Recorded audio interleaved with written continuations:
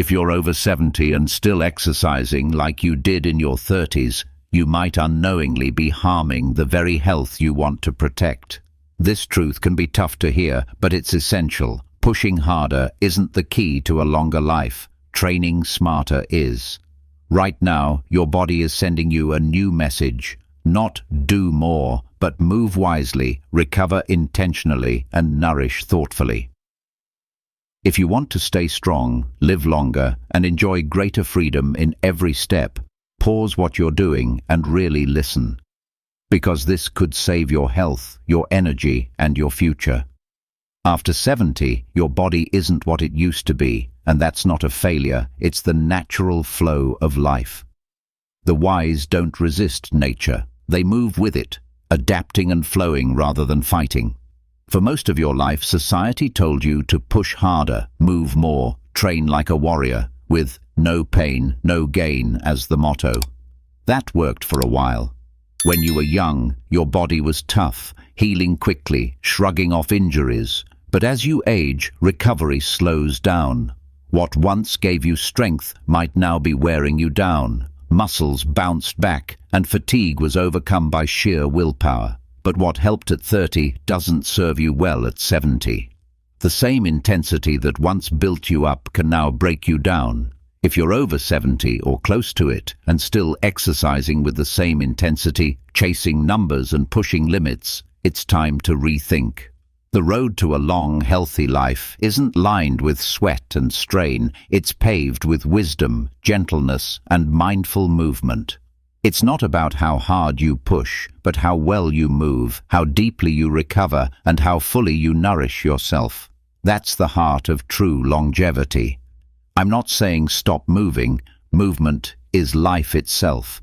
It's the current that keeps your body alive and the breath that fuels your energy. But movement must evolve. After 70, it's no longer about building more power.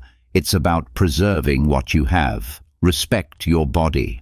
After 70, your training should shift from pushing limits to caring for your temple. Too many people wear themselves down, chasing intensity, equating it with youth. But beyond a certain point, more intensity means more inflammation, more wear on joints, and greater risks, not rewards. So, what's the alternative? Start by choosing function over force.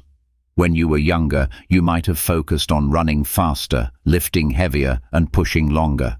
Now, focus on real-life strength, balance, flexibility, and graceful movement.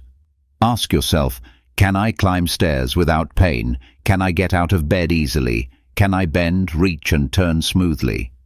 This practical strength is what truly matters, the strength to live well. Incorporate bodyweight exercises, mobility drills, and practices like Tai Chi, Qigong, or yoga. These disciplines do more than build muscle, they create harmony. They train your nervous system, breath, and body awareness. They teach you to move like water, strong yet gentle. Let go of ego and numbers, train to preserve, not to prove. Let go of the obsession with numbers. Your joints are not meant to carry ego, they are meant to carry your life. So train with presence, train with care, train not to prove something, but to preserve everything. Second, honor recovery like a sacred ritual. In the past, you could skip sleep, push through soreness, and keep going. But after 70, recovery is not optional. It is vital. This is the most misunderstood part of aging. Exercise breaks the body down, and recovery is vital, not optional. Prioritize rest, sleep, stillness, and breath. Recovery rebuilds it. But most seniors forget this. They believe the magic is in the movement. But the real transformation happens in rest, in stillness, in sleep. If you are always moving, always training, always active, without recovery, then you are not growing stronger. You are slowly breaking down. Prioritize deep rest. Sleep at least 7 to 8 hours each night. Create a sleep environment that is calm, quiet, cool, and dark. Turn off screens. turn on stillness. Stretch every day, not because it is trendy, but because stretch daily, hydrate intentionally, practice breathwork to restore energy. It releases tension, opens the joints, and restores circulation. Stretching is the bridge between movement and healing. Hydrate with intention. Water is life. Every cell in your body needs it. After 70, your thirst signal weakens, so drink even if you're not thirsty. Add electrolytes if needed. Warm teas with ginger or turmeric can soothe inflammation and calm the nervous system. Practice breathwork. Your breath is the remote control of your nervous system. Breathe deeply, consciously. Inhale strength, exhale tension. Recovery is spiritual too.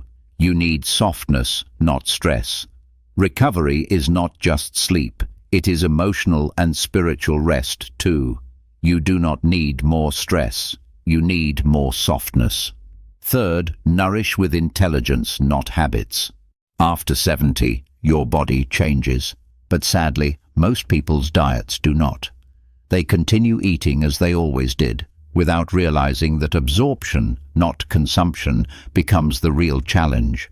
Many seniors eat enough food, but their bodies no longer absorb nutrients efficiently, and so they become deficient without knowing it. They grow. Nourish with intelligence. Absorption becomes more important than consumption. Weak, not from lack of eating, but from lack of receiving. So do not just eat, eat to absorb. Chew your food slowly. Digestion begins in the mouth. If you rush, you rob your body of nutrients.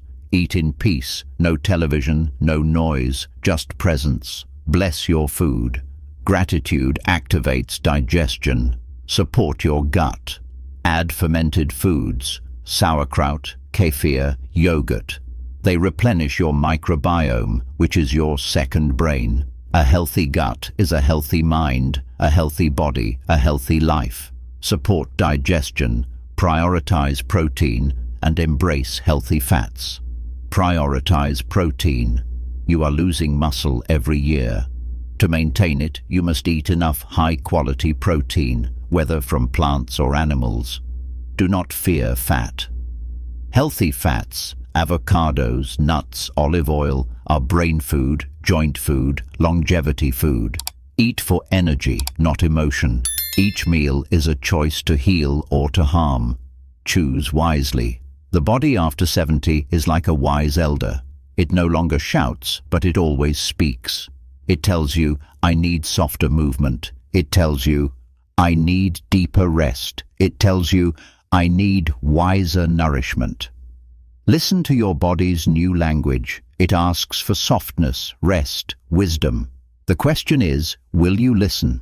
If you do, your 70s will not be the beginning of the end. It will be the birth of a new chapter. A chapter filled with clarity, grace, and deeper strength than ever before. Because true strength is not measured by the noise you make when you move weights. It is measured by the silence you hold when the world moves against you. True strength after 70 is not physical noise, but spiritual calm. True strength is not in how many miles you can walk, but in how calmly you rise from your chair. It is in the steadiness of your breath, the grace in your posture, and the peace in your heart. You see, anyone can be strong when they are young, but to be strong at 70, not just in body but in spirit, this is rare. This is sacred. It requires a different kind of power, a power born from patience, from mindfulness, from alignment with life rather than resistance to it.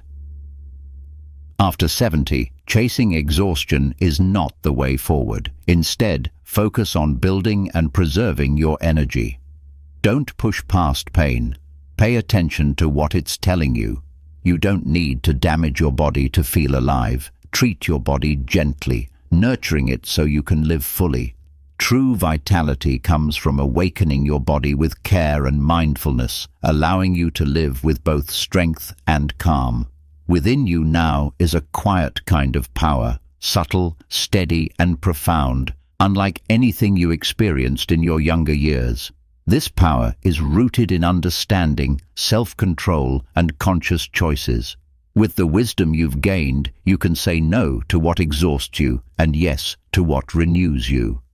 Slowing down isn't about decline, it's about growth. By slowing down, you open the door to going further than you ever imagined. Don't slow down because of age. Slow down because you are transforming. While others might say, "You're getting older, slow down," I say slow down to connect more deeply. Slow down to feel truly alive. Slow down to accelerate the healing that truly counts.